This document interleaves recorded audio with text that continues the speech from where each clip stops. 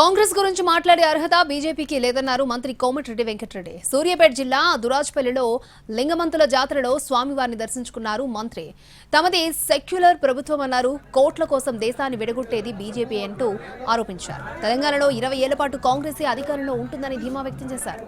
బీసీని CM చేస్తానంటున్న BJP ఓ BC వ్యక్తి party అధ్యక్షుడిగా ఉంటే తొలగించిందని విమర్శించారు కోమటిరెడ్డి వెంకటరెడ్డి.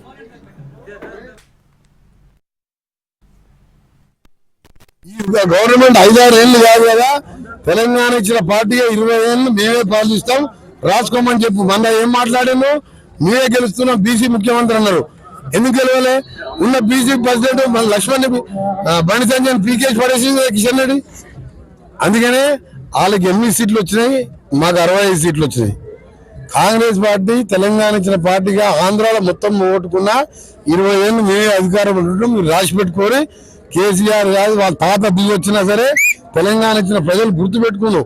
లింగవంతుల స్వామి ఆశీర్వాదం ఉంది, మాకు ప్రజల ఆశీర్వాదం ఉంది. ఎవరు వచ్చిన తెలంగాణ?